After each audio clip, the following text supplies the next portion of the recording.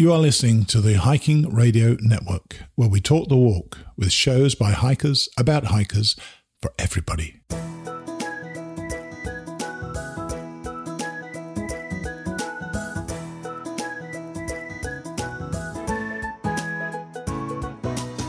Mighty Blue on the Appalachian Trail, the ultimate midlife crisis. Join Steve and his guests every week as he staggers from Georgia to Maine.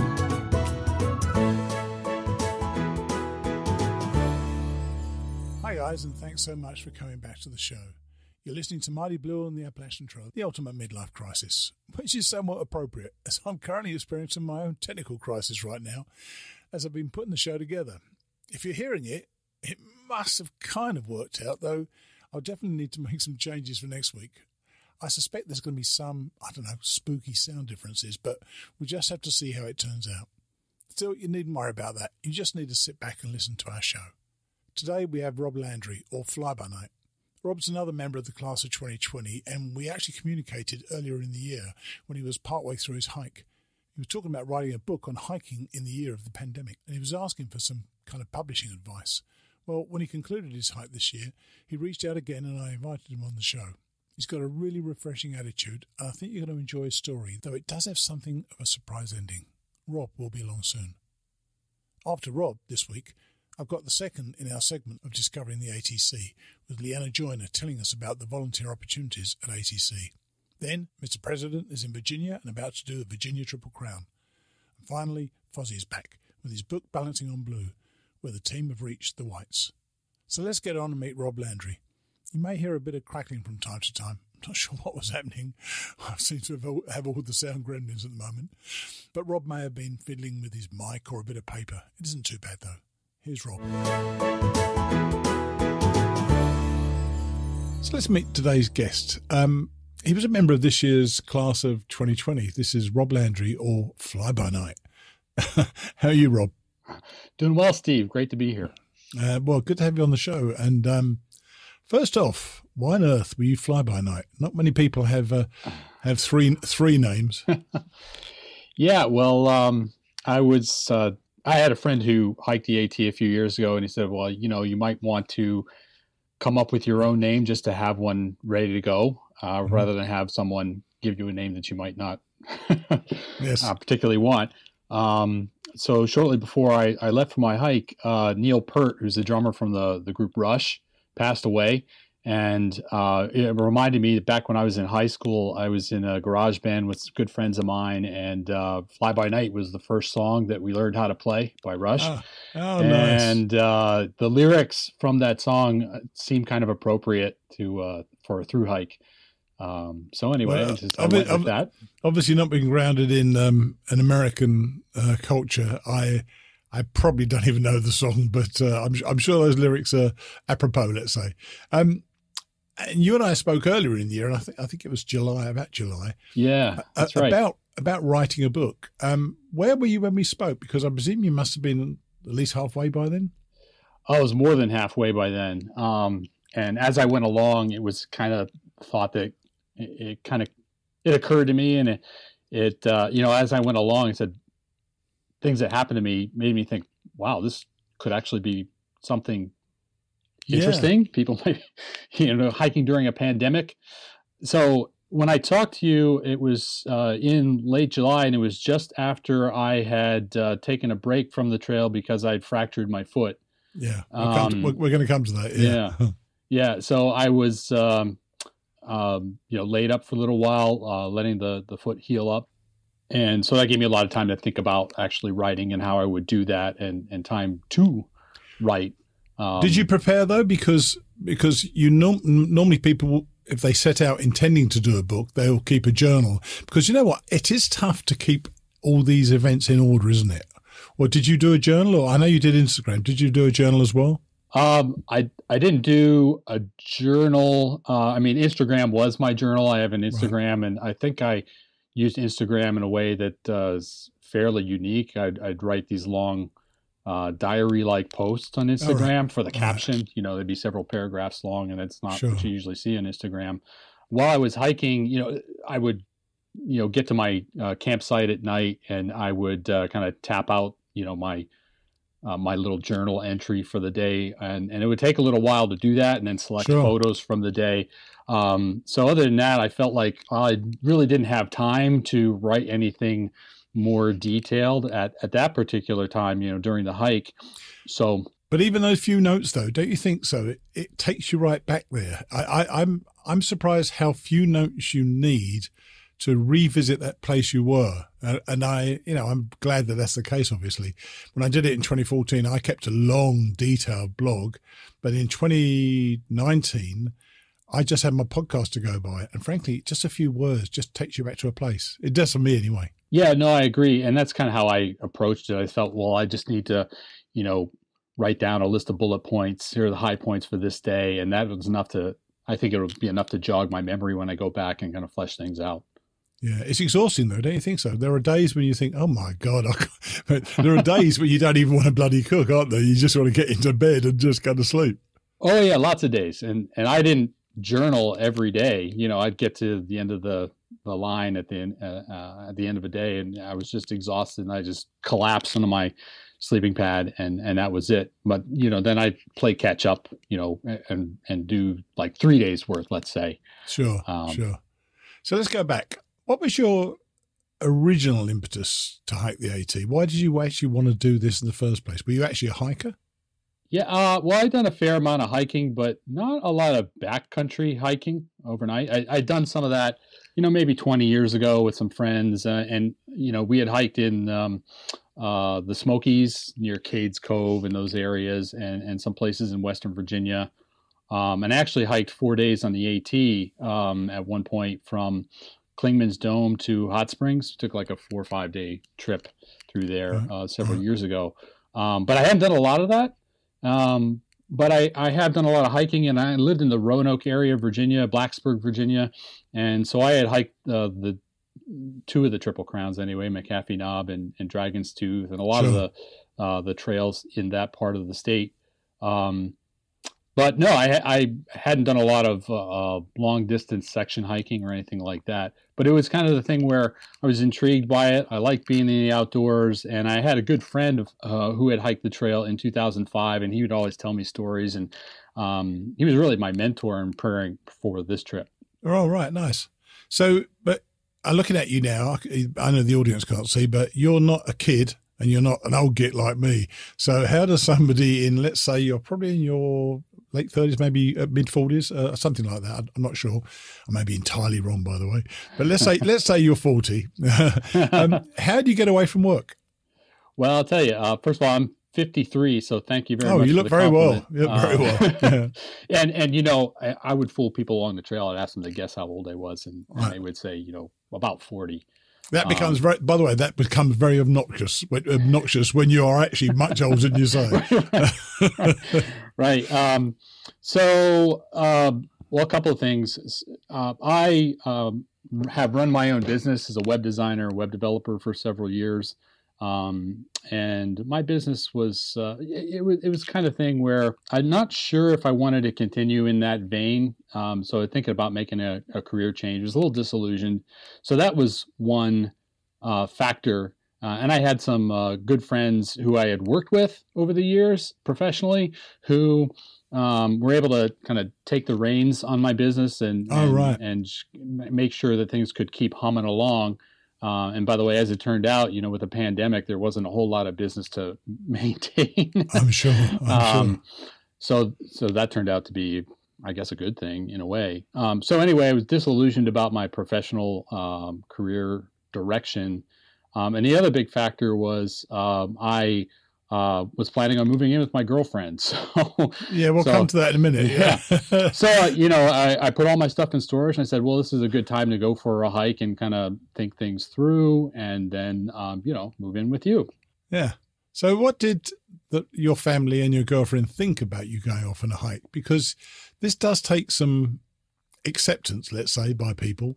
I know you've got your own life to live, but you do have to take into account other people's feelings on this. What was their reaction? What was her reaction?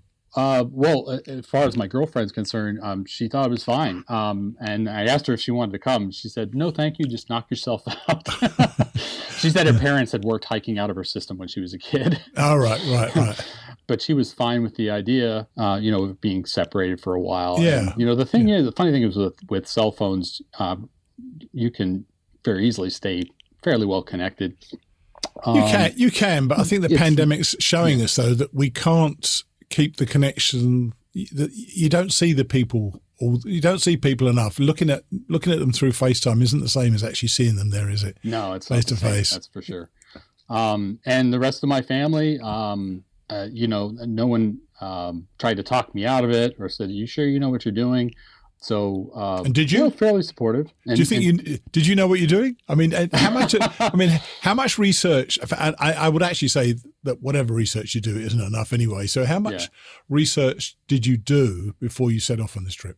Well, first of all, I think the one thing that you always got to keep in mind when you're doing anything like this is that the best laid plans. They're the first casualty of battle. Yes, that's right. So you can only do so much planning. So, but I like I said, had a good friend who had hiked the trail, so I'd hit him up. And one thing, one piece of advice he gave me that's kind of interesting. I said, well, what about these food drops?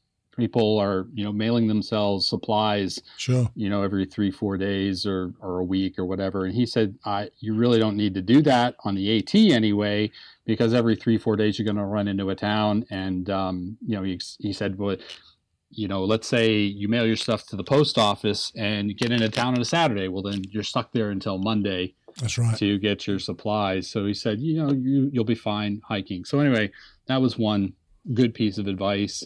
As far as preparation, hang on. It was in any year other than this year, wasn't it? Because we're going to come to what about the COVID situation and so on. But I still think that is a great piece of advice. Don't bother sending yourself stuff. You just don't need to. You can eat.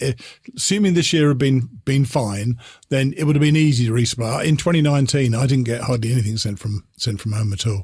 I got all my stuff in town, and it was fine. It was dead easy. But yours was slightly different, obviously. Yeah, just in terms of hiking during a pandemic. Actually, it was a little more challenging, but I was always able to get by. They always say that the trail will provide, but I ate a lot of takeout pizza. Well, that was also a story I want to come to as well, which is quite funny. Ate a lot of pizza. Whereas let's say any other year, you'd probably come into a place like Franklin and you'd walk up to the brew pub and you'd hang out with the other hikers and the town folk, and that stuff wasn't happening. So it was a lot of just ordering and having someone drive it over, or you go to a takeout window, something like that. Yeah. So when did you actually set out? I mean, what time of year was it when you started? I started at Amicalola on March 6th and started from Springer. So actually starting on the AT the next day on March 7th, which just happens to be my birthday. All right. Nice. So you set off. How were those early miles for you? Because all those plans you make when you think about how the hike's going to go for you, it smashes you in the face straight away, doesn't it? Don't you think so? Georgia is not an easy start. Actually, Georgia wasn't too bad for me. They talk about the best laid plans going out the window. The very first night, it was very cold. In fact, that was probably the coldest night of my hike. Oh, really? The wind howled about probably 20 miles an hour outside the shelter. And, I had every single stitch of clothing that I brought with me on. And people were saying, remember to sleep with your water filter so that it doesn't freeze. And my thought was, well, I haven't used it yet, so I don't need to worry about that. But the thing is, I actually had used it at home to test it. Right. But I thought, well, it's going to be fine. Well, no, it wasn't fine the next day.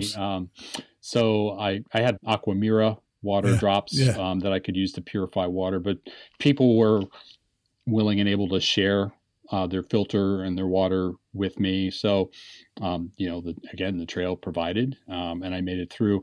But the hiking, I'd done a fair amount of hiking. I'm in pretty good shape. I cycle and I swim. So I did 8 miles the first day, and I was planning on doing 8 miles a day until I kind of got my trail legs.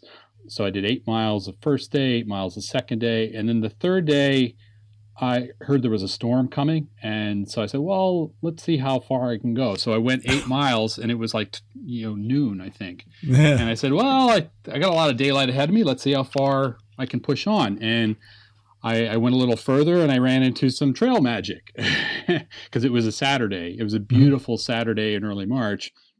And then I went a little further and I ran into some more trail magic. And I'm blanking on the name of this place, but it's just before you get Tessensee Gap. Yes. That's normally the early trail magic. Okay. That's not ringing a bell. It was before you get to Lance Creek because that's where I camped that night. Trail magic, trail magic, wherever it happens. Yeah. So that was great. And yeah, Georgia wasn't too bad. I had a lot of experience setting up my tent. So that was fun. First couple of times I did it. I had practiced at home, but it was winter when I got my tent. So I, put it up in the basement. So that was kind of interesting. It's not the same as putting your tent up actually in the forest, is it? I put mine when I first went in 24 and I put mine up in my living room, and that certainly wasn't exactly field conditions. And so you went March the 6th, and I seem to remember I went to a conference around that time, podcasting conference, and then the world just fell off a cliff a week later because of COVID. So when did concerns about COVID first get to you? Because you must have heard about it before you left, because we knew there was something going on, didn't we? We just didn't know everything was going to shut down. Yeah. And I think you were in Fontana Dam when they were closing the smokers. How did that change your plans? Because suddenly you're going to have to make changes to everything you decided to do. Yeah, well, COVID, it was this thing that was out there, and it was kind of like other outbreaks we'd heard about. And then all of a sudden, I think it was around March 14th, March 17th, when I got into Franklin, when things started to really change. They had closed all the restaurants, and you had to be careful. And people weren't really wearing masks back then. But, yeah, I think everyone was kind of figuring things out. And then I got to Fontana Dam, and it was a cold, rainy, kind of miserable day. And I was hiking with of course it was. Yeah, right. Of course. Yeah. I was hiking with 4 other folks, and they had arranged to go to a hostel, and the folks came to pick them up, and they had no more room unless I wanted to camp in their yard. And I thought, well, what's the difference? It's already raining and cold, so I'll see what I can do. So I went up to Fontana Village, the resort, and they let me camp out in the lobby. And I called my brother who lives in Charlotte, and he came out and picked me up. I realized in Fontana, they were closing the resort. They were closing even the general store. The sheriff was closing everything. Oh, wow. And that very day they had closed the Smokies, and I was running low on food supplies. So I couldn't, tough it out by going through the Smokies and maybe going to Gatlinburg or something like that. So I had to get out. So I called my brother. He took me to Charlotte. And I spent a couple of days with him. How did that feel? Those few days that you were with your brother in Charlotte, did you think it was over, or were you thinking it was all going to return to normal, or did you start readjusting plans for what this new reality was? I didn't know. I knew that I wanted to try and keep going if I could, but early on in the pandemic, I just didn't know if that was going to be possible. My relatives are at risk, so it would have been kind of iffy to stay with them, and I didn't have an apartment to go back to. So, I was also I was also homeless, by the way, then when I was hiking last year. So I thought, well, all in all, I think probably the best thing to do is to see if I can keep going. I know what I need to do to keep safe. Wash my hands and maintain my distance and everything. And what better place to do that than way out in the woods? So, especially as quite a few people had actually gone home as well, hadn't they? Yeah, a lot of people did decide to go home, I think for a lot of reasons. Everyone had their reasons. I guess, some people, it was just easier their family wanted them home. Yeah. It was just easier for them to do that. And some people were probably wrestling with some other difficulties, maybe sore legs or sore backs and things like that. And they decided, well, this is a good time. I'll just call it quits. Right. So you were in Charlotte. You waited a couple of days. Charlotte. You waited a couple of days there, and then you went back to McAfee Knob, I think it was. I was thinking about doing that because I have relatives in the Roanoke area. All right. I thought, well, I'll get up to McAfee Knob, and let's say I do some kind of flip flop. McAfee would be a good place to end my hike. Yes, it would. Yeah. So I was going to go to McAfee Knob and go north. But the day I decided to do that, which is, I think, like the 27th, they closed Shenandoah National Park. So I said to myself, well, I'll only be able to get about 10 days in before I'll have to stop and, jump ahead. Sure. So I decided, well, maybe I'll go to Standing Bear and go north from there. I didn't think they'd be open, but I called them and they were. And so I headed down there and I figured, well, I'll just see how far north I can get. And, kept going. So you eventually did fill in the smokers, didn't you? You actually drove back down to it from somewhere. I can't remember where it was. Yeah, I did. I hiked to Boiling Springs, Pennsylvania. My original plan was to get to Harper's Ferry and then go back. I thought that'd be a good time. But when I checked the registrations, it had just opened and everyone had quickly booked it up. So I booked up the following week at some shelter reservations. And so then I used that week to hike to Boiling Springs, rented a car, and I drove down to Tennessee. And the thing about that was it took me all day to get down there. And I said to myself, wow, you've walked a hell of a long way. Yeah. When you start driving these places, you realize, oh my gosh, we've got a long way. Yeah. And Hot Springs, because you were then hiking north, and Hot Springs, I've heard this more than from you. Yeah. They didn't open their hearts to hikers this year. The fact that you wrote to me about that town in particular suggests more than just a touch of antipathy.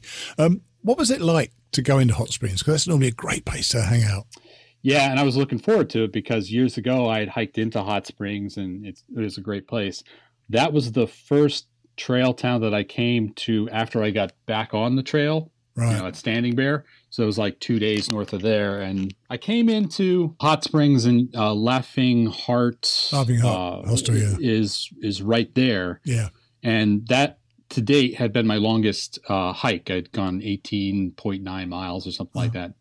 And so I just wanted to rest. So I walked through Laughing Heart and there was a picnic table out in the field, the backyard. And so I just sat down, just going to take a break and, get out my guide and figure out where I might stay or where I might resupply. And this woman poked her head out. I have no idea who she was.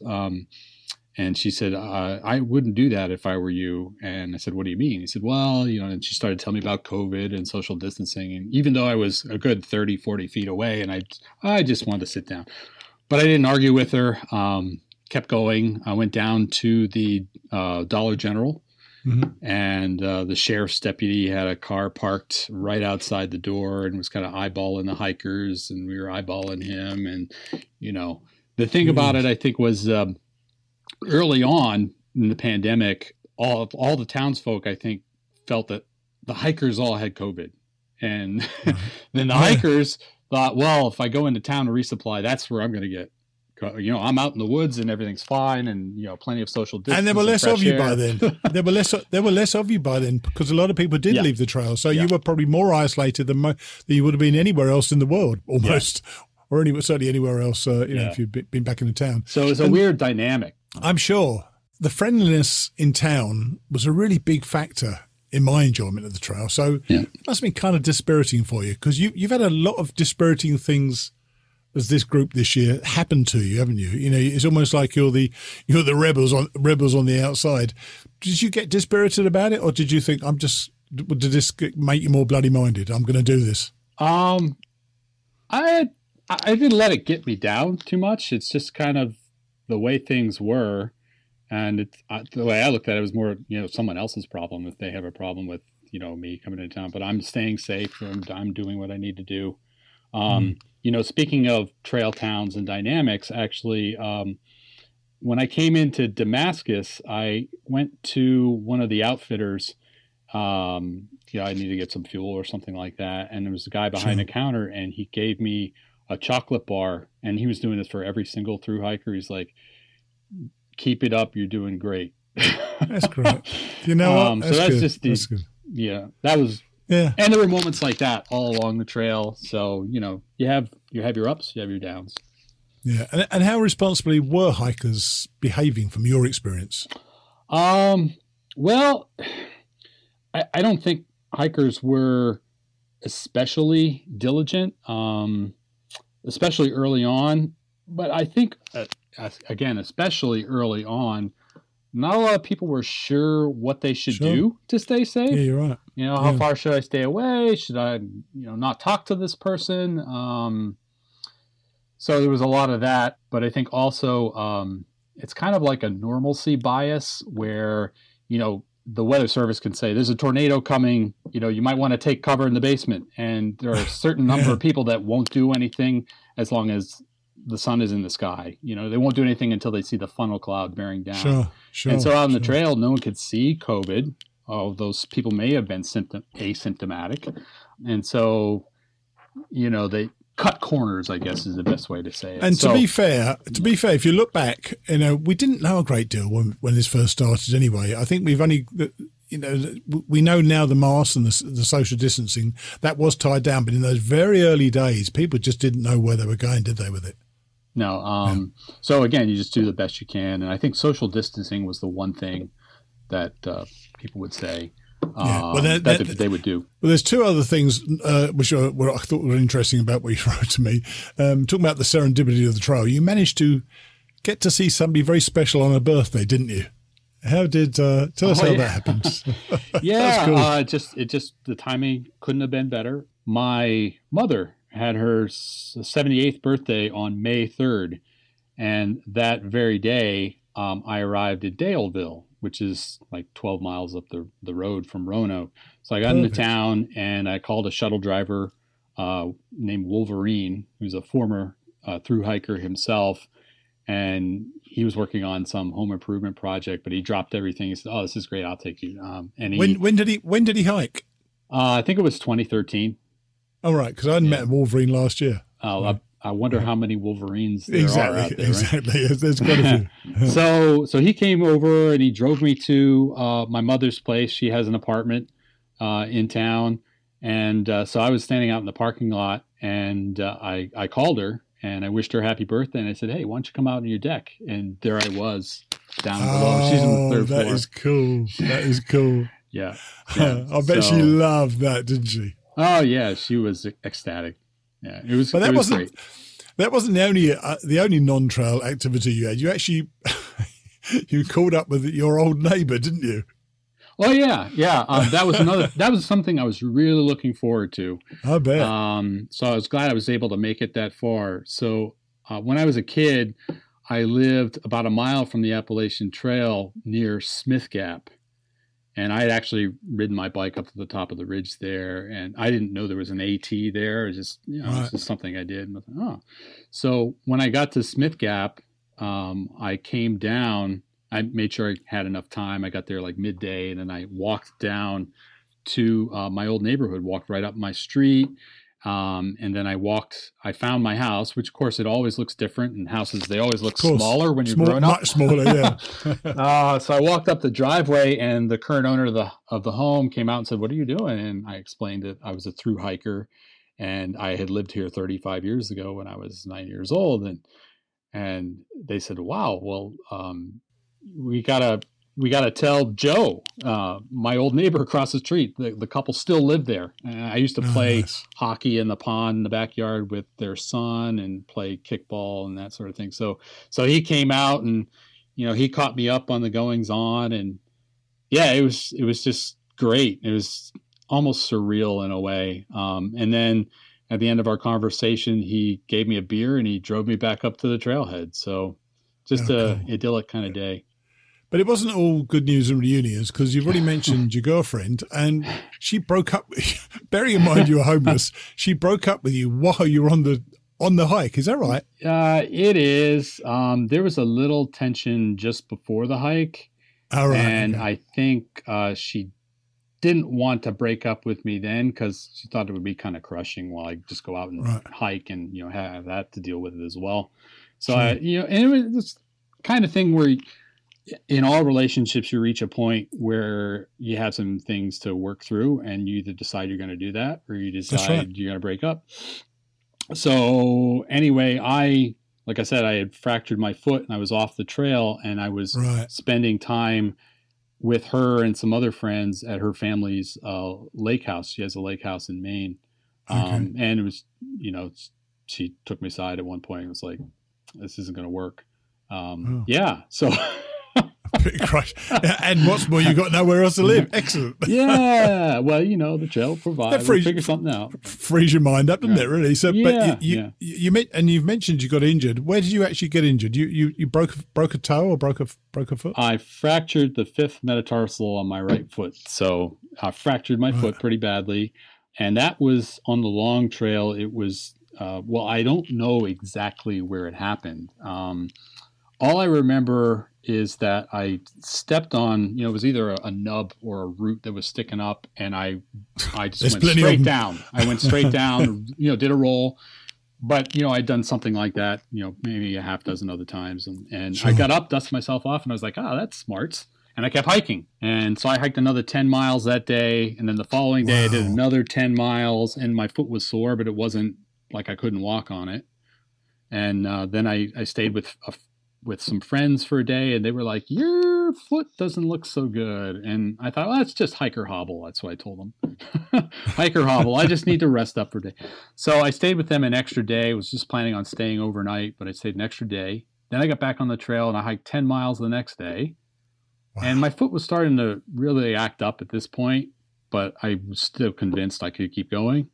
So then the fourth day on the hurt foot, fourth day of hiking, I was planning a 19-mile day, and I got about 6 miles into my day, and my foot really, the turtles were passing me on the trail. And I got to the stream. I soaked my foot in the stream, had an early lunch, and I went about another mile, and I got to Little Rock Pond on the long trail. Nice spot. And I pitched my tent. It was like 1:30 in the afternoon, and I just put my feet up and doused down some ibuprofen and hoped I would sleep it off. But the next day my foot was really throbbing.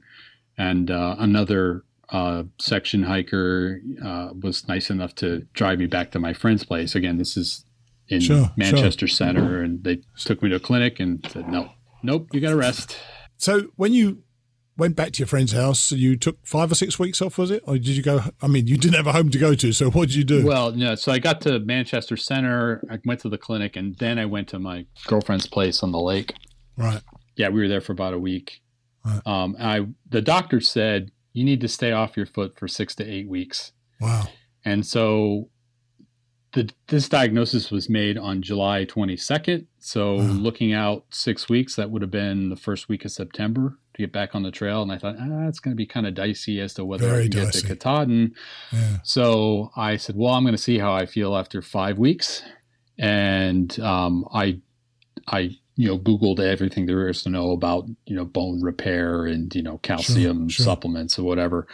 So after 5 weeks, my foot felt pretty good. So I went back to Little Rock Pond. My son drove me out there, and I picked up where I left off and kept going. Do you know what? That should have been the end of it. You should have got to Katahdin or that sort of thing. And something we haven't said to anybody yet is you didn't make it to Katahdin. What actually happened at Sabbath Day Pond in mile 1963, just 200 and something miles from the end? Yeah. So when I got back on at Little Rock Pond, I hiked another 300 miles. And I hiked through the White Mountains. And got to Sabbath Day Pond, and I pitched my tent. I was the only one there. Right. So you can't blame anybody else. Yeah. Well, pitched my tent, and everything was fine. I went to sleep about 8 o'clock, hiker midnight, and I got up in the middle of the night, and my left leg really hurt, and I couldn't bend my leg. And I was a little scared at this point because, I said, I was the only one there. It would have been nice if there was someone I could tap on the shoulder and say, hey, I was the only one there, and there's no phone signal. Wow. So you start to think, that's a bad combination. Yeah, that's a bad combination. Yeah. Did I say everything I need to say to my kids? So I had some videos downloaded to my phone. I watched them just to get through the night. Mm-hmm. And then the next morning, my leg still hurt, but it wasn't getting any worse. So that was good. And so I thought, well, the first thing I need to do is figure out if I can stand up. Right. So I could do that. And then I had to figure out if I could put my pack on my back. So I packed everything up, definitely took my time doing it.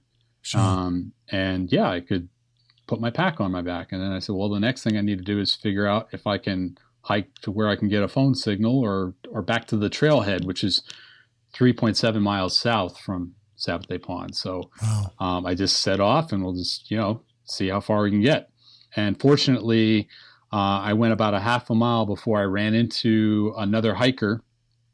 And I said, can you help me? I have a possibly life-threatening condition in my leg. Help me get back to the trailhead and get some medical What did you attention. think it was at the time? What do you think it was at the time? Well, I was concerned that it might be a blood clot. Right. Because 20 years ago, I had a blood clot in that leg, in my calf, though, and it really swelled up. I wasn't seeing a whole lot of swelling this time, but it was a little swelling in my upper leg. So I was concerned. That was like the worst case scenario. I didn't know what happened. It was really weird because it wasn't like I, stepped wrong on a rock and twisted my knee or something like that. It just, I woke up and hurt. Yeah. So that's why I thought it might be a blood clot. So anyway, this guy, and turns out he's a former thru hiker as well. His trail name was Raven. And he hiked the trail in 2014. So he took me back to his car. And it was great to run into someone after only going a half a mile. Yes, I bet. Yeah, I bet. Because, and again, he was a thru hiker. So we were swapping stories about different points of interest on the trail and injuries on the trail. And, I remember the time I bonked this or bonked that.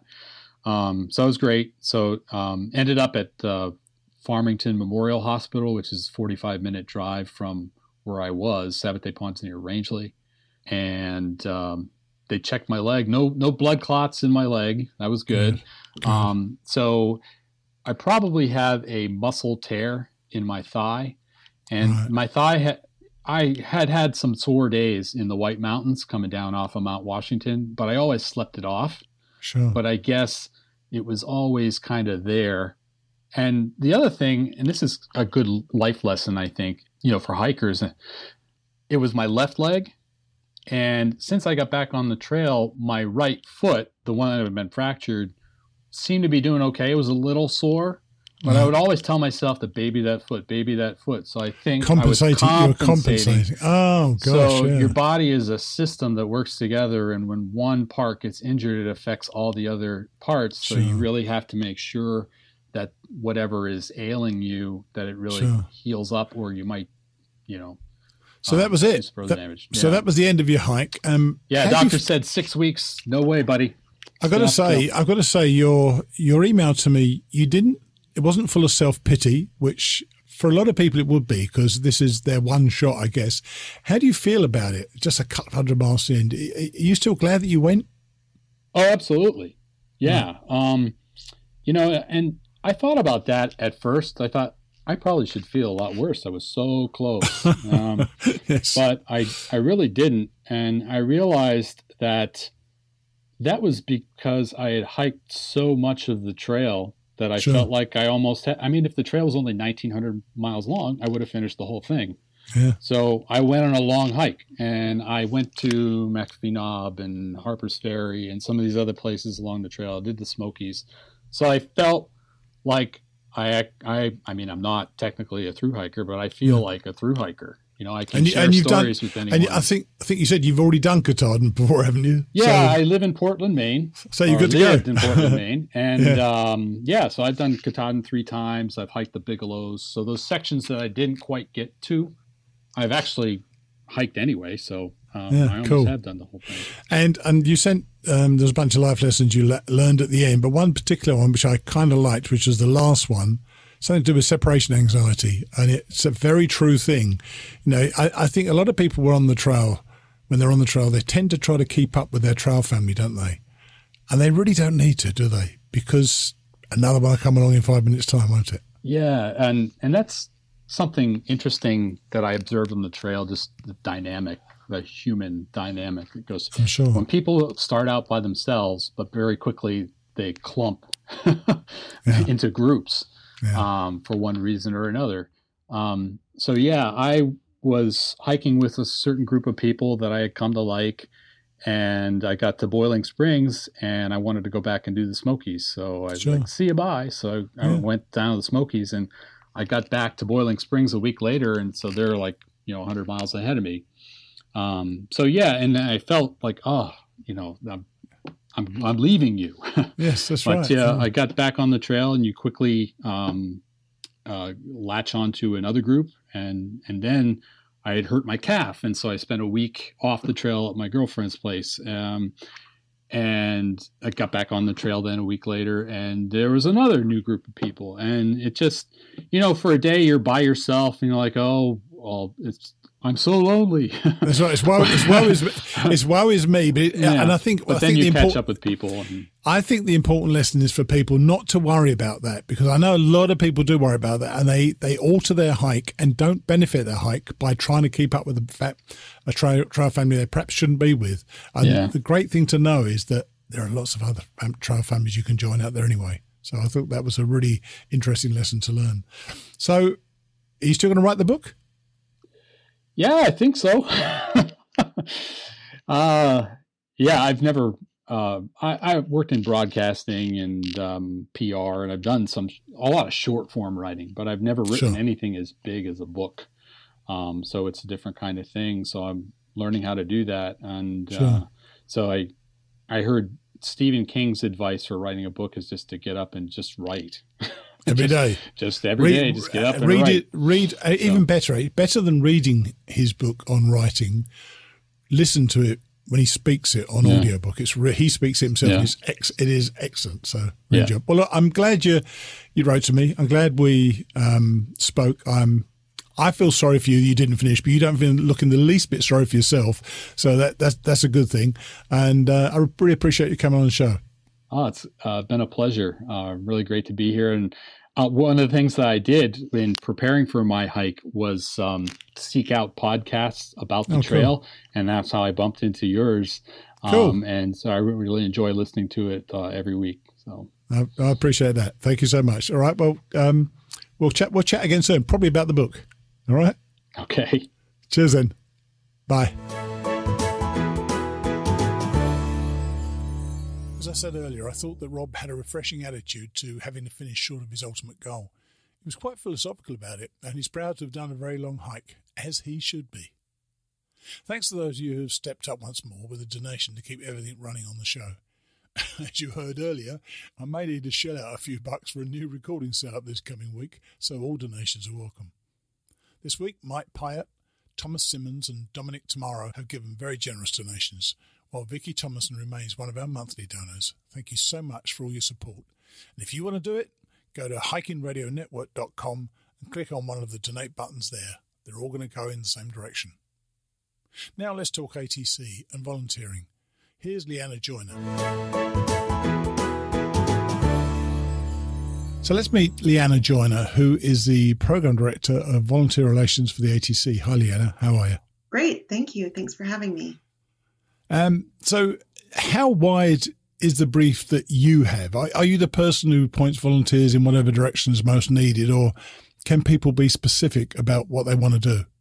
Oh, gosh, both. Good. Yeah, so it's not just me. There's a number of folks who work in the program area for conservation here at Appalachian Trail Conservancy. And all of us work to one degree to another to support volunteers. I'm kind of keeping a trail-wide perspective, but we've got folks working in regional offices that mobilize and support volunteers within AT clubs. And then I've got a couple people who work with me who field inquiries from people who might want to volunteer but don't know where to start. And so we help kind of navigate an understanding of what their desires and availability are, and then aim to connect them with relevant opportunities. So what are the numbers? I mean, how many people actually work on this volunteer force? That's a great question. And it's, this year has been such an unusual year with COVID-19. So I'm actually doing the annual report of volunteer hours for this federal fiscal year that ended at the end of September. So for last year, for federal fiscal year 2019, we had just under 6,000 volunteers who contributed around 200,000 hours for the Appalachian Trail. So it's a pretty magnificent force. That's extraordinary, isn't it? Yes. And this year it looks like it's not going to be quite as high, but I think that's to be expected given kind of public safety and public health. So you say that people can be specific as well about what they want to do. How is the need determined within ATC? Who sets that? And do they then give you, well, we need this, this, and this, and then you look for volunteers to match that, or you have volunteers to match that? Yes. So the need is derived at maybe a couple different places. The need is derived often from an Appalachian Trail Club who predominantly mobilize a lot of volunteers. And so their need might be in leadership, for instance, or in field, in kind of doing some of the field work, or it could be they want to take on a new project and do more outreach. So it might be looking for volunteers to help in certain specific capacities. Similarly, we have staff who work in program areas ranging from corridor stewardship, where they're taking care of the boundary line, to natural resources, where we're actually protecting like rare, threatened, and endangered species and working on habitat restoration. And because AT staff in many cases mobilize volunteers for those projects, they'll often specifically say, we're looking for volunteers to help in these specific capacities. So yeah, it comes from a variety of places, that kind of defined need. Right. There's so many different things that's needed. It's quite amazing to me how you marshal all these people. It must be like herding cats, getting people sorted out in different ways. And so is the ATC proactive in looking for volunteers? And if so, how do you go about it? Yeah, last year in the early spring, we launched a a web aggregator, where we pull in things from all over the place to a central location to make it easy for people. And so we have started pulling in volunteer opportunities from all of the AT clubs into our website, appalachiantrail.org, where you can go find an opportunity. And it's a little thin right now because we're still moving in an adaptive recovery process related to COVID-19. And so a lot of new volunteer recruitment is happening more through mentorship in many cases right now. But in traditional and standard operating times, we have kind of broad-ranging opportunities aggregated in one location so that people can find the right fit for them in terms of location, amount of time they want to commit, whether it's one day or a week on a trail crew, things like that.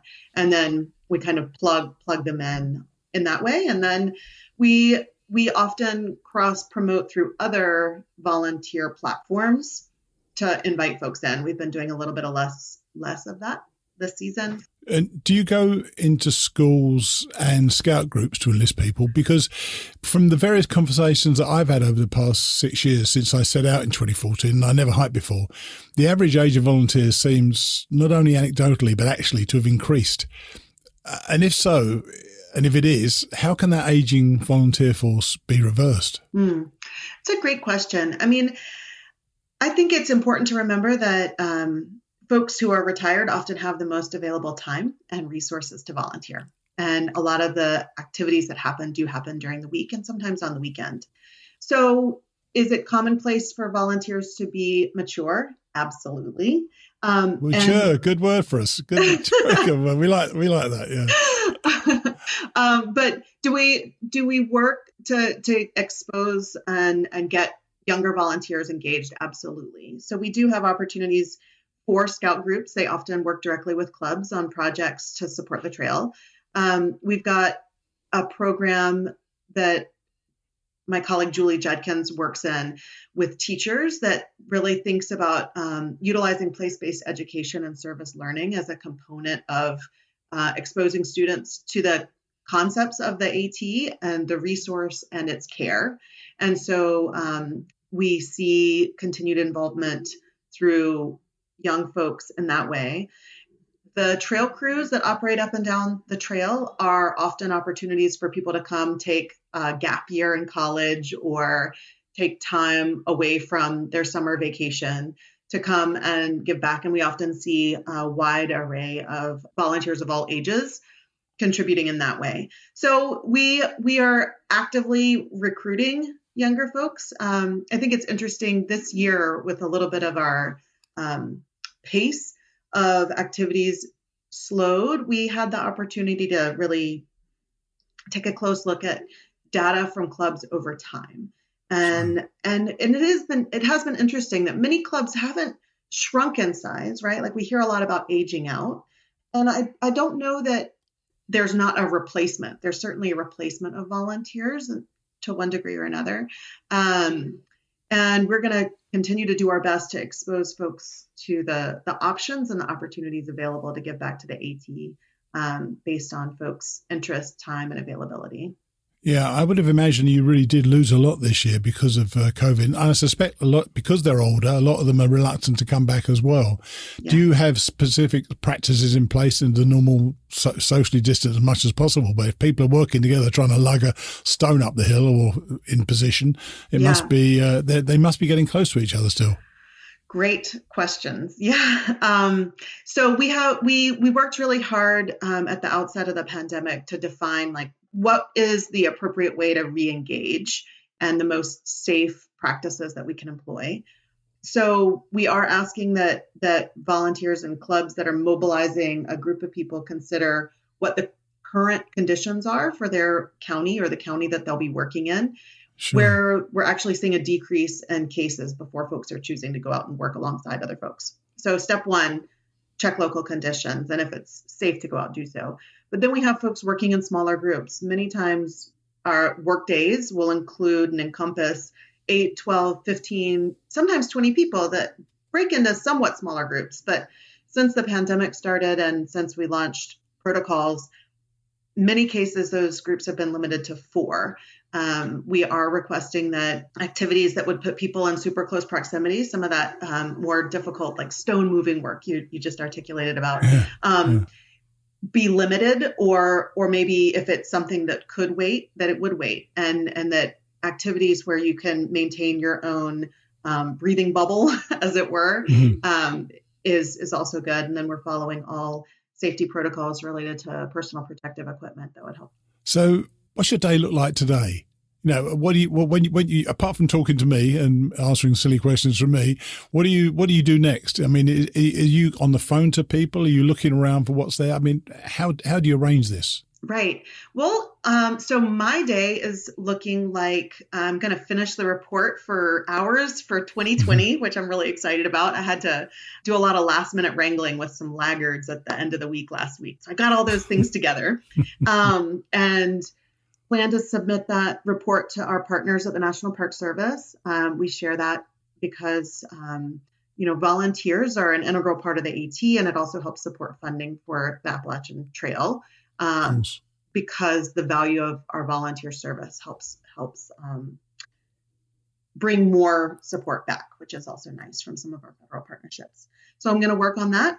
And then we've got these very important agreements that take place between the Appalachian Trail maintaining entities and federal organizations. They're called volunteer service agreements. It's a little wonky. It's a federal program that provides protections, kind of like a workman's compensation protection for volunteers in the event that they were injured doing work. And so we're in the process of updating a lot of those, and I am reviewing a lot of paperwork and compiling a lot of details and then answering a lot of questions. So that's a lot of what my day is. Everybody's probably rolling their eyes around in the back of their head right now. But well, you're not asking any volunteers to do that. You're doing that bit of it. Right. Well, I help out with that. And it does take, volunteer leaders do have to understand, right, and process and support a lot of this. And so that's part and parcel of what a few, like maybe the cream on top, a few volunteers do to help mobilize volunteers that they're working with. So it may be stating the obvious, but they have to live relatively within a day's drive of the Appalachian Trail, one presumes, because it's all on or around the trail. So how does somebody listening here today start the process to volunteer for the Conservancy? Well, I think first off, they could visit our website, appalachiantrail.org. Yep. If you go to /clubs, you'll actually go to a page that lists all of our partners, our land management partners and our AT club partners. And you could look to see if there are clubs in the vicinity of where you live that are mobilizing volunteers. If that doesn't seem like readily identifiable to you, like where a club is located, how you might connect, contact us at volunteer@appalachiantrail.org. Say, I want to get involved, and we will plug you in with the club. This time of year and this season, as we kind of are rolling into fall and as snow is starting to fly in New England, those opportunities might be, starting conversations and getting plugged in with some more kind of remote activities with the club right now. But as spring resumes the flurry of activity, I'm sure there'll be the ways to get involved. Well, very cool. I live down in Florida, so this is my excuse for not volunteering for the ATC. But if you live anywhere near it, contact Leanne. Actually, I better tell them not to contact you directly, but to contact the ATC, and I'm sure you'd be happy of them to get involved. Yeah, that would be great. And I would encourage you, Mighty Blue, if you want to join us as a volunteer when our trail crews are up and running next. Please come, because we would love you to podcast about your trail crew experience and share a little wisdom about that. Okay, you've got me then. So what do I do? So I say, yes, I want to do it. I go for the southernmost one because it's about a 6-hour drive to get to Georgia for me. Mm-hmm. So is that kind of what I do? And I work for 4 days on a crew. Is that right? Absolutely. Yeah. We would plug you in with the Connerupt Trail Crew. They often convene in Southwest Virginia and then go to lots of spaces between Georgia and Virginia. And we would plug you in with a project, and based on your availability, it's 5 days. We'll give you all the training, the tools, the tent if you don't have your own. But of course I've got mine. I've been on this flipping thing twice. I know, but some folks don't yet have their own gear, and it doesn't preclude anyone from volunteering. So, but we'll put you up in a tent, and we have great food and a great experience, and you get to meet people from who might not just live near the trail. They might be coming from all over the nation, and sometimes from other places in the globe too, which is also nice. Well, look, I don't want to commit myself too publicly right now, but I've got a few plans for next year anyway, but we'll see how that goes. I would love to do it, but it's just, I guess, time getting there. But, I shouldn't have shouldn't have the person in charge of volunteer relations and just ignore them. So I will certainly give it a great deal of thought, and I reach out if I want to do it. But thanks so much for coming on and talking to us. Yeah. Thank you so much for having me. Appreciate it. Thank you. Bye. Bye-bye. Well, she kind of put me on the spot there, didn't she? I'm still not sure of my plans for next year, but I really would like to try and get on one of those crews and podcast the whole thing. And I thought Leanna was very informative, so make sure that you check out appalachiantrail.org and see what you can do for the trail. Now, Mr. President is homing in on Damascus, his target, but before he gets there, he's looking forward to the Virginia Triple Crown and Woods Hole Hostel. Virginia is great. Here's Bill. And we're back on with Bill. Hi, Bill. How are you? I'm good, Blue. How are you? Not too bad. We've been trying to connect with each other today, and you're now, I understand, 8 miles north of Daleville. So you've done quite a bit this week, haven't you? You started, I think you were in Waynesboro last week. How many miles is that you done then? About 130. I mean, you kept telling me how slow I was going, Blue, so I had to pick up the pace. Oh dear. So what's the week been like then? Have you enjoyed it? Oh, it's been a great week. A lot has happened. So, okay. But great weather. The only time we had rain this week, I happened to be taking I was actually at a hostel, the Stanimals in Glasgow. So perfect. Yeah. What do you think of that? By the way, what do you think of Stanimals? Do you enjoy it there? I really did. They have a great staff. I really think I didn't meet the owner, Adam, but he has some hikers that run each of the 2 locations. Sure. And there's Roman and there's Pilgrim, and both just really good at what they're doing, and really concerned and taking care of hikers. So. Really good experience. Very restful. Both places have a massage chair, so that's nice. I know. That's pretty cool. I remember watching TV, all a bunch of us sitting around, and I saw that thing and turned it on. Oh my God, it really moves you around, doesn't it? I know.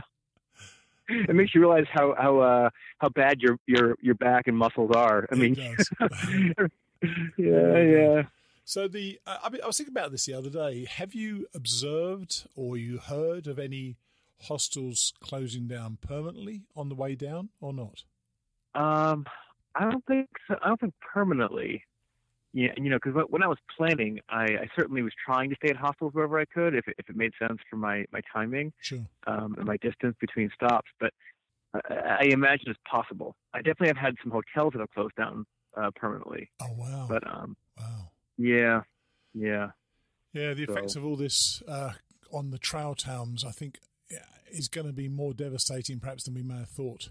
And hopefully they'll come back next year strong, and hopefully there'll be hikers on the trail again next year. But the way it's looking, it doesn't even look great now. So it's a bit of a worry, I must admit. Yeah, I would imagine, and most folks in towns are really glad we're there. I think because they need the revenue. Of course, yeah. So spend heavily, drink heavily, eat heavily. Yeah. Not a problem. Yeah, exactly. Easily done as a thru hiker.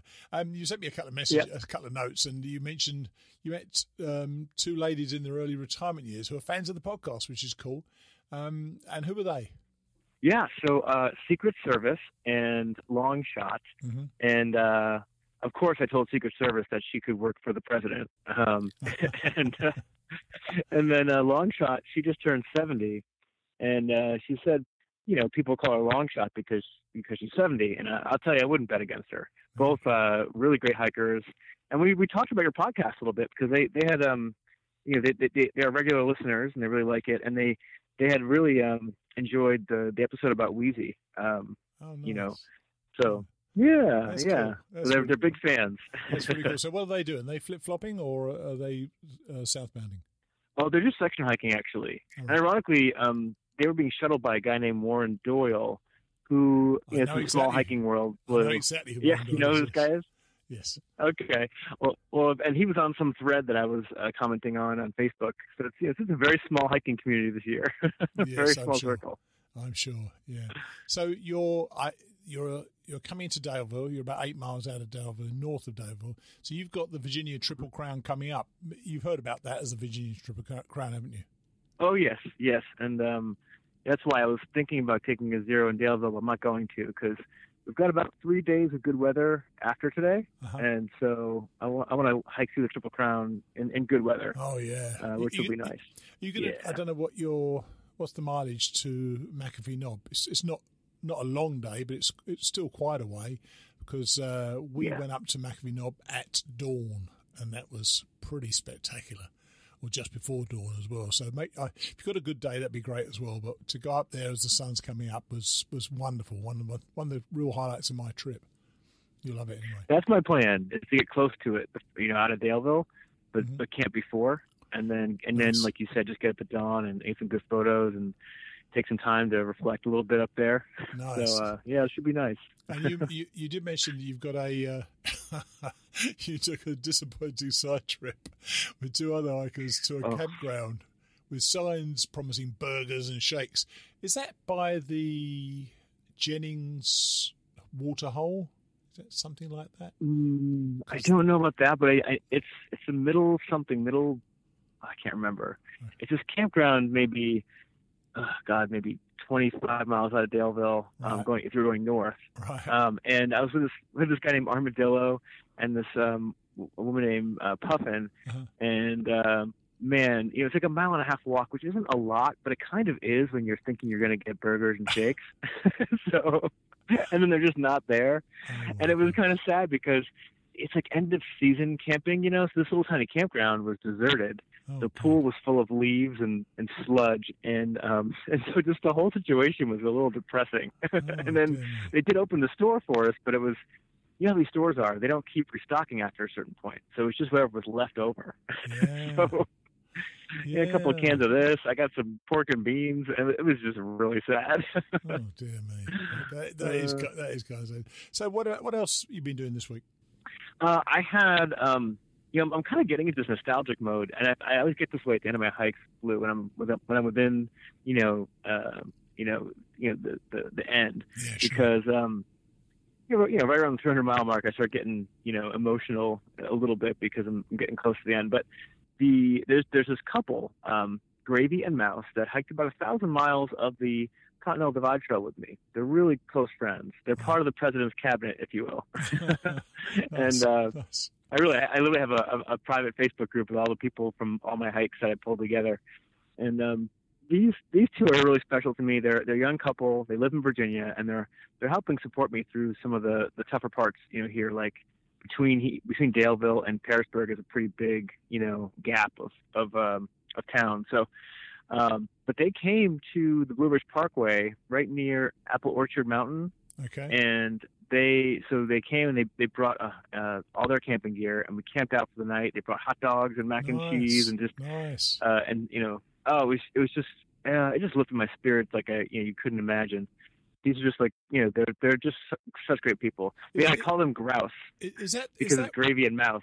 Oh, nice. Is that where is Apple Orchard Mountain? Is that where the trail just branches off a little bit to take you up a little slope to, or if you're going south, probably down to the Blue Ridge Parkway? But the trail itself carries on past. I know exactly where you mean there. Yeah, we actually were met there when we were slag packing once, so that was a pretty nice thing to do. So you're getting nostalgic. You're getting nearer the end, and that, but because you've been hiking now for quite some time, haven't you?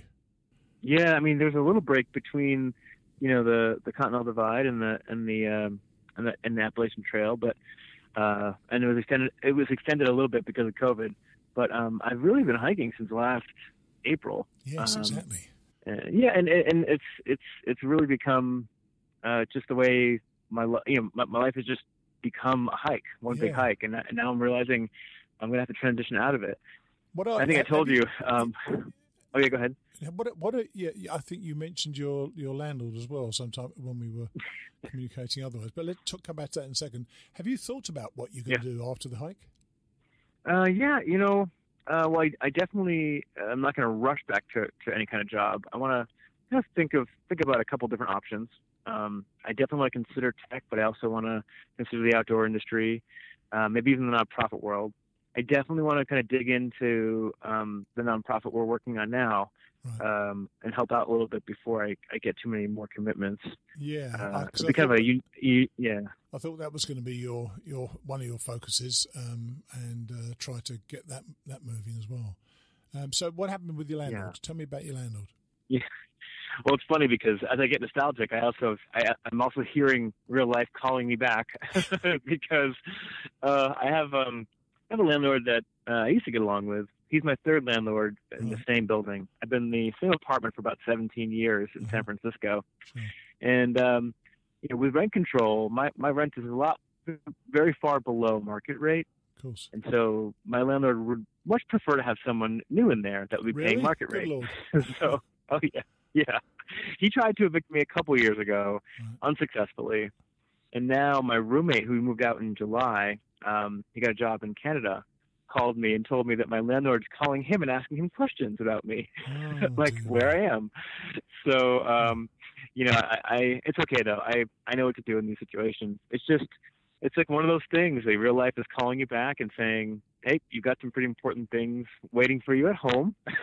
It is funny though, Bill, isn't it? You to a degree, you think you're isolated or insulated from real life, but you're really not, because real life is going on still, whether you're in it or not, isn't it? It is, and it's not all bad. This is a challenging thing I'll have to deal with, but I will, and it will require my actual physical presence soon, unfortunately. But there's also some great things waiting at home. There's family, there's friends, sure. There's the excitement of what I'm going to do next, like you're saying. I'm not one to get anxious about what's next. I get excited. I can't wait to figure out what the next thing I'm going to do is. Good. Good for you. Yeah, good for you. So what's the plan now? You got this. You're Daleville down to Pearisburg. How far is that? It's a little over 100 miles, but so there's some weather coming in on Friday night through Sunday, and I got Team Grouse on my side, so they're going to pick me up near Johns Creek campsite about halfway, and I'm going to zero in Blacksburg with them at their house. Okay. And then I'm going to hop back on trail. And that'll work well because I think Bad Bunny and Zippy got behind me by a day around the Priest, because this is kind of funny. I was with Bad Bunny and Zippy for a while, and then I was a little bit ahead of them, and they found a dog right before you get on, start climbing up the Priest going southbound. They found this dog, and they called the owner and they had to wait around to get the dog back to the owner. So,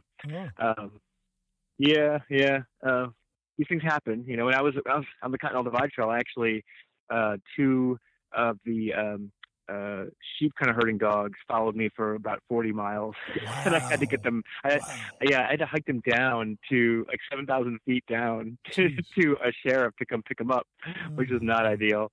I tell you, so that climb it kind of reminded me of that. For me, of course, the Priest was a climb down, and that's a long old climb as well. So climbing up, it must have been a bit of a mission. A mission is a good word for it. Yeah, you know, pun intended. I think I was a little bit nervous about it because I'd heard anytime they name something, you get nervous, right? Yes. Anytime there's a name for something. And so I was nervous. But the trails here in Virginia, they have designed them so well. Like the switchbacks are beautiful. The trail's maintained very well.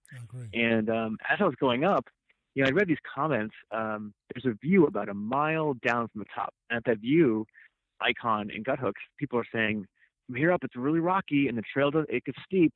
Yeah. And so as I'm climbing up, the first 2 miles, I'm like, oh, this is going to be bad when I get to the top. I get to the top, and I was like, wait, did I already pass through that part they said was bad? and I had. I didn't even notice because it was nothing compared to what, you know. You're getting way too confident. Oh, dear. Well, it really wasn't bad, though, because my foot touched dirt the whole time, and these comments were like, oh, it gets really rocky. And I was like, well, yeah, there's some rocks present. Yeah, I think that's probably northbounders saying that, of course, because because the northbounders haven't come to Pennsylvania yet, just to get some comparison. That's rocky. Where you are now is rocky. And did you go and confess at the Priest, at the shelter? I went to the shelter, but there was someone sleeping in. I got there kind of late at night, so I didn't go in. Right. But I did go to the privy and just took a look inside. And there's a cross drawn on the back of the privy, and then it looks to the right. It says, "Holy, you know what?" Yeah. Nice, classy. Yeah. And right. On that classy note, I think we'll end it then. So next time I speak to you, you will be somewhere near, or maybe you would have already gone through, maybe not. Because you're thinking of going to Woods Hole, weren't you? And I was there recently. Say hello to Neville for me, and okay, we'll talk to you next week. Okay. Yeah, I'm kind of excited. I've heard some really great things about Woods Hole. Everyone, even I don't know if you've heard of Acuna. He's on our board for the nonprofit. I know he is. Yeah. He told me Woods Hole. Yeah, you probably have interviewed him. He told me Woods Hole is one of his favorite places. Hostels. He said I have to stop there, and you said it. And I promise you, Bill. I'm not doing you wrong. You're gonna love it there. All right. Okay, perfect. All right, you haven't yet, Blue. So, all right, man. You have a great time, and I'll speak to you soon. All right. Thanks. You too. Take care. Cheers, then. Bye. Bye.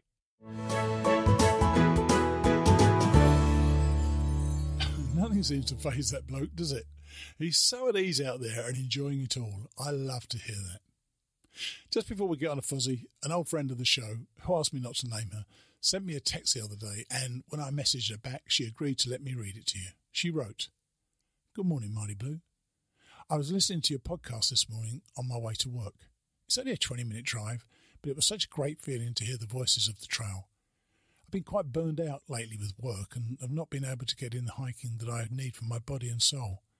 I also had a foot injury to deal with for the last 2 months, but thankfully that was resolved and I can get back to hiking. Anyway, just wanted to thank you for the opportunity to be able to listen to friendly voices before another stressful day. It's better than therapy. Much better." I hope there's some of you who find yourself unable to hike right now, or are feeling down or stressed for whatever reason, found some solace in that thought. Thank you, my friend. Now, Fozzie is forcing his way through the whites, but not without a few, let's just say, intimate and hilariously funny issues to contend with. I'll see you next week. Chapter 12, The Whites. July the 18th to July the 30th, mile 1643 to 1841. The storm stopped during the early hours. Deadfall littered an overgrown trail. Wet plants soaked my clothes as I brushed past. Water droplets plummeted, collecting in pools amongst the tree roots. Swathes of mist glided through the canopy, chilling my bare skin as I entered the murk. I increased my pace and put on a warm jacket, holding my trekking poles under my arms to rub my hands together, but the friction did little to ease their numbness. Cobwebs covered my face as I frantically swiped them away. The guys were behind. I'd made an early start from the Spruce Peak shelter, but took regular breaks so they'd catch me. I paused at a road, contemplating a ride to town for breakfast, but progress won the day over bacon and eggs. I climbed Bromley Mountain, descended to Mad Tom Notch, and rose to bag Stars Peak and Peru Peak. As I rested on a footbridge, Thirsty, Goggles, and Lasagna arrived. Lasagna's pursuit of the hyperlight was reaching extremes. He'd extolled the benefits of hammocks to me, which influenced my purchase, but had ditched the system. A solitary tarp weighing 200 grams acted as his shelter, with a section of thin plastic as a ground sheet. A sliver of foam provided ground insulation and a lightweight quilt for sleeping under. A new rain jacket barely registered on the scales at 90 grams, and he'd stopped using his stove and associated cooking equipment, surviving on cold food and drink. His radical approach affected us and was fuel for constant, light-hearted jibes in his direction. Constantly tweaking his setup, the changes left him short of gear others deemed necessary. Further victims of his cutbacks included a knife and camp shoes, which we wore in the evening to wear out feet. Lasagna's refinements had resulted in loan appeals. A knife was a common request, but his lack of footwear took the situation too far. One evening he strolled over and asked to use my Crocs. A knife, no problem, but asking for personal items such as clothing and shoes stretched our patience. Shit, I even struggled to wear mine because of the stench and microbe communities calling them home. Fozzie, can I borrow your Crocs quick? Where's yours, Laz? I returned them. They weren't needed. Well, obviously you do need them. Isn't your gear cropping pushing the boundaries too far, Philip? He stuffed his hands in his pockets and shuffled his feet guiltily. Yeah, dishing the shoes was hasty. You can, but only the once, because I don't think it's fair. So keep the borrow for another time or use it now. Either way, it's only the once. Sorry. The Anglo-American Chess Championship was as competitive as ever. We'd returned to where we'd left weeks prior, the score reaching 3-1 in his favour. The English had mounted a comeback, and after Game 5 at Little Rock Pond, I pulled it to 3-2. Checkmate. Wild swimming was the new pastime, meaning we needed less time in town. We washed ourselves and our clothes, so we didn't need motel rooms and laundrette stops so much. A classic example was the Mill River. The impressive and wobbly Clarendon Gorge suspension bridge hung precariously over the water, which cascaded through the narrow rock walls below. A path threaded to the popular swimming hole, and we cooled off and bathed for an hour. Regular washing resolved our sore sack issues with tangible improvements. The water in Vermont was stunning. The lakes offered calm waters, and we swam to rocks, hauling ourselves out to dry and bask in the sun. It soothed tired muscles too. We deteriorated physically, but our bodies continued. I carried 4 injuries. An old battle wound to my calf throbbed, my ankle hurt, my knee ached, and my elbow swelled. Lasagna's knees caused him grief. Thirsty fared well, or he suffered, but wasn't complaining. Goggles' muscles and tendons were strong, but his stomach grumbled, and he felt lethargic. 1,700 miles in and 484 left, our adventure was taking its toll. Mentally, we'd never been stronger. The first month, where most hikers drop out, was now a memory. Our routine and mental resolve remained solid. We approached the day individually, each forming a unique pattern. We rose with the sun, now past the summer solstice, peeking over the mountains later each day. Lasagna got up first and packed with little fuss. He was a mile away before we broke camp. I brewed coffee and snatched a bite to eat as Thirsty and Goggles left before me. We hiked together, shared the views, conquered peaks, forded rivers, and inched closer to Katahdin. In the evenings, our routines came into their own. I slung my hammock first and stretched my leg muscles, which helped them recover. Although often ignored from laziness, I persevered with the routine on the advice of my physiotherapist at home. I hung my sleeping bag so the down lofted and brewed water for a cup of tea. I slipped into my camp shoes and, donning a jacket as my body cooled, I took time to update my journal. The evening highlight? Food, a treasured activity. We commandeered the table if we'd camped by a shelter, but we generally stayed away from them. We congregated at a suitable spot with trees for backrests, cooked our dinners and reviewed the day.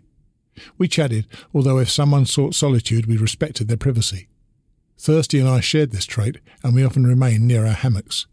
He liked camping near lakes and enjoyed the therapy of lapping water. Close to the shore, with few trees, hammock spots were rare, He bagged the prime ones, standing sentry like a guard dog. Get too near his patch and he'd stare disapprovingly, narrow his eyes in warning, and occasionally even growl. Goggles was laid back. He'd scout a location, scratch his head, and make himself comfortable wherever he'd chosen. Even pitched on a slope with umpteen tree roots and a small puddle, he'd merely grin. Oh yeah, titties. Lasagna looked for the right pitch and was happy once he'd found a flat, level spot to bed down. His methodical but relaxed approach ensured he was the first to prepare his dinner. Once fed and rested, we retired to the campfire after sunset for warmth, catching brief glimpses of each other as the flames rose and fell. The fire's fluctuating patterns became addictive as we stared. It crackled and spat. The glowing embers climbed to the stars. Often we were quiet. Contemplation didn't need words. Other times our raucous laughter broke the evening stillness. We bade each other a good night, crept into our shelters, spent a few minutes as our sleeping bags warmed to our body heat, and slept. We spilled onto VT 103, pleased to see a sign for the Whistle Stop restaurant a half-mile away, and we sped down the road to reach it. We rested outside as the owners filled our coffees before bringing an afternoon breakfast over, a delicious feast worthy of any thru-hiker's appetite. We climbed steeply to a rocky outcrop before dipping to the Clarendon shelter and continued to Beacon Hill. A 10-mile, 2,500-foot climb beckoned to the Cooper Lodge shelter, but, fatigued, we pulled in early near Robinson Brook to camp. I slept poorly as the bottom of my hammock turned cold. I got up, slung my quilt underneath for insulation, which worked, my sleeping bag keeping me warm once inside. It surprised me to see Lady Forward's tent in the morning. She'd arrived late the previous evening. I snuck over. "Morning, Lady Forward," I whispered. Silence for a few moments before she stirred. "Hey, Fozzie, what time is it?" 7 a.m. I'm off. Have a marvellous day and enjoy carrying the gauntlet. We made impressive miles and, relaxing at camp, Lasagna came over looking sheepish. "You okay?" I ventured. "Fozzie, there's a problem. I may have a tick." I sympathised. "They're easy to remove." He shuffled awkwardly. "It's more about the location." I stopped eating my Mexican savoury rice. "Where exactly is it?" He scratched his head. It's between my nuts and my arse." Laughing wasn't a sympathetic response, but I couldn't help it. "Oh, shit." "Yeah, shit." He looked at me expectantly until I called his angle. "Oh, hold on. Wait a second. No, you're a fine friend, and there are many things I'd do for you, like pulling you from a river if you're in trouble and taking care of you if you got injured. But there's no way I'm poking around your crevices for either verification or removal. Sorry, mate." "Okay, that's cool." "You could take a photo of it," I added. As I returned to my dinner, flashes from Lasagna's camp silhouetted his legs as he took photos, his phone stuffed in his shorts. "It's okay, Fozzie," he cried minutes later. "It's only dirt." Vermont rolled. Hills of a constant gradient were rare on the AT. More often they got straight to the point. Vermont was tougher. It slowed us that, although our mileage remained strong, 20 to 30 miles most days, it took longer to pull in those distances. For amusement, I pondered my day management, noting time-saving methods. Rolling a cigarette whilst peeing saved valuable minutes. Once in the flow, so to speak, hands weren't required, so I put them to another use. The method had failings, though, affecting my aim and splashback. A further skill, although not linked with time-saving, was relieving myself without leaving my hammock. Thirsty and I had mastered hammock peeing, and during the night the sound of splashing was common. I could take off or don my jacket between strides and remove my backpack without stopping. Again, it wasn't so much of a time saver, more a personal challenge I'd seen others use. I'd honed my weatherproofing method. My poncho lived in a side pack pocket, as did my umbrella. I could rainproof myself without stopping. Finally, I'd mastered snacking, applying sunscreen, drinking and checking the data book whilst in motion back in the Smokies. Maybe I paid too much attention to time-saving experiments. I often got lost in thought, affecting my concentration. I heard rustling and looked instinctively before walking into a tree. Later the same morning, I admit to passing an attractive hiker from the opposite direction. I turned around, as was natural for both sexes on trail. She did the same, and collided with another tree. To save further loss of face, literally, I laughed it off and left. We skirted Killington, past Kent Pond, and hiked the road into town. I called in the base camp outfitters for batteries. Whether the woman behind the counter decided I was prime for a sale or she had excess stock, I don't know, but a sales pitch didn't impress me to the object in question. She handed me a silver-coloured piece of cloth the size of a handkerchief. "Have you seen this? It's brilliant." I felt the material, nonplussed. What is it?" "It's made by NASA," she proclaimed, as if that alone would secure a sale. "The science is amazing. Soak it in water and it stays cool." I switch off when NASA is mentioned. I'm impressed with their space race advancements and the associated technology, but they sold some shit too. Many take NASA's products and endorsements as sufficient reason to buy without questioning. "Well, hey, NASA made it. It must be great." "How much is it?" $40. $40? I retorted, showing her my bandana. "I use this. Cost me $2.50 and does the same job." I paid for the batteries and left her staring into several boxes of redundant NASA cool cloths. I found the guys at the Killington Deli. Empty boxes of chocolate milk and sandwich wrappers dotted the table. I glanced at the menu. "How's the food?" "Titties," Goggles replied, before changing the subject. "Did you see the elevation graph?" I peered at my phone to study the hill schematics. By comparison, in Pennsylvania, this graph coasted along with barely a ripple. Now it looked like a cardiograph screen hooked up to a patient with a serious heart condition. "Crikey!" I exclaimed. Thirsty chipped in. "Check out New Hampshire." I strolled forward a few pages. Epic. New Hampshire, home to a tough section of the AT through the White Mountains, or the Whites as they're known, looked extreme. Mount Washington itself peaked at 6,288 feet, with several other stiff climbs. The elevation graph bounced around, ascents and descents appeared everywhere, and an unfamiliar term, notch, debuted. New Hampshire and Maine loved a good notch. It's self-explanatory, but imagine a V-shaped indent in the terrain with steep sides and a river at the bottom. We English call them gorges. Vermont prepared us. The Whites were a mere 50 miles away. Confidence was high, but I continued doubting my ability. Despite 6,000 miles of hiking experience, I remained hesitant through tough conditions. I relied on my trail mantra, never, ever, ever give up, to see me through. It couldn't be difficult, could it? Several times daily I checked the statistics. Often I preferred ignorance. Whatever lay ahead wouldn't change, whether I knew about it or not. But planning was wise. Hiking 30 miles without realising I had 8,000 feet of climbing as well was foolhardy. Speed averages dropped to 1 mile an hour up stiff climbs and dented our motivation.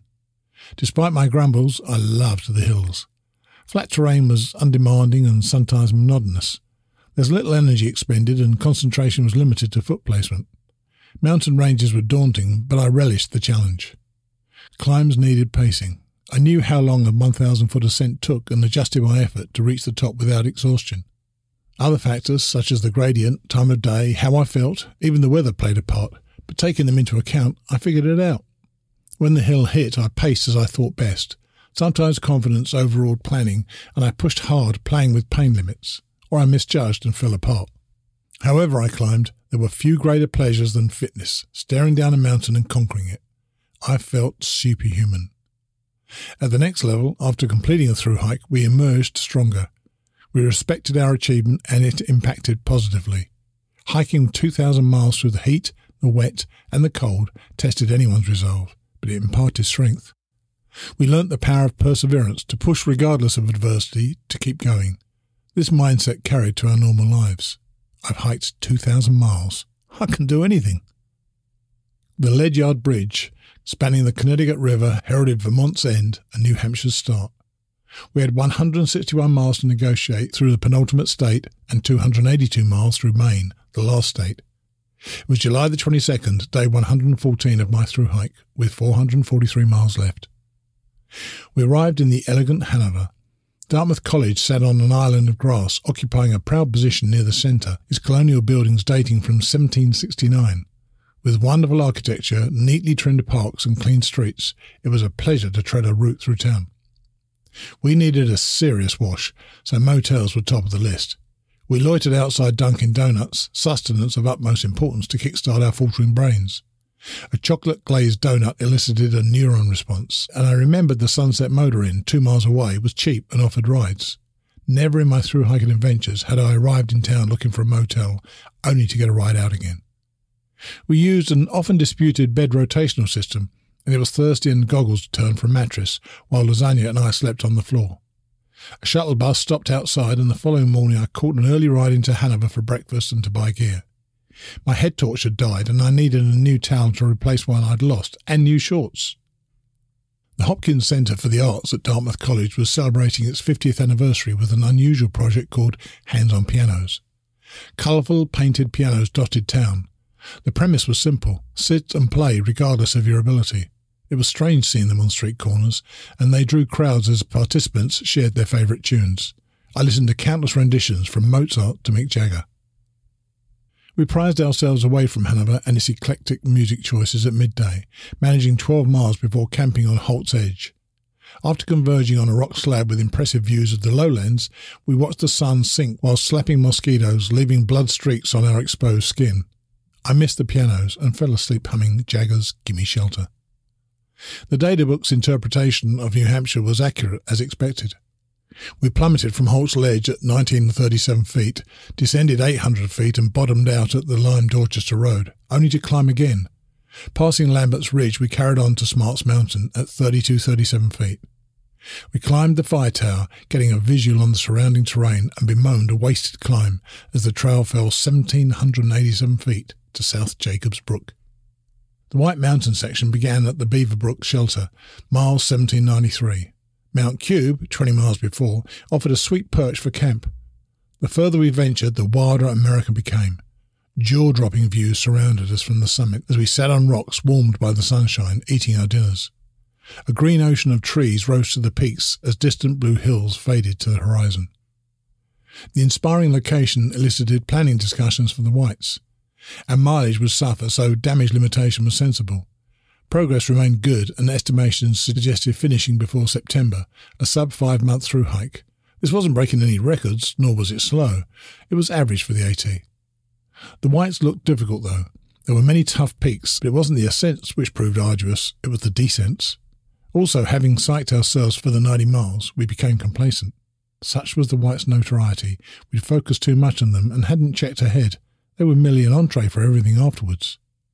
Until Pinkham Notch, near Gorham at mile 1865, the trail went crazy.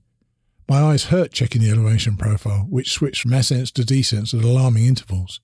Thirsty peered over his guidebook, equally surprised. The climbs were long and steep, the downhills tough, and notches dotted the section.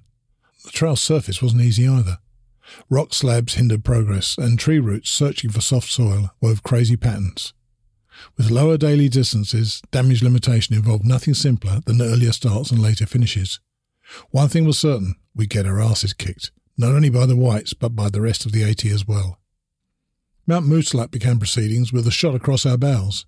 A 3746-foot climb, it was so steep that Thirsty's feet were level with my head, and he was only 2 yards in front. My energy plummeted minutes into the day, and I stopped to refuel, the guys following suit. I chewed on dried mango slices, and the sugar navigated a route to my appreciative legs. The trees thinned before the top, and rain fell as we picked away along an obvious trail cutting over the stony summit. A howling wind whipped us from the west, and we rushed to descend in the shelter of the trees. Once out of the wind, we rested as Goggles and Thirsty dropped their shorts to treat their sore areas. I realised at this point I had two arseholes on either side of me. Many thru-hikers didn't favour switchbacks, but their absence on Moosalap's descent didn't help. Slick, wet rock asked much of our worn shoe treads. Pinned at alarming angles, we teetered, eyeing the promising lines. Trusting our shoes, arms flapping for balance, we inched our way.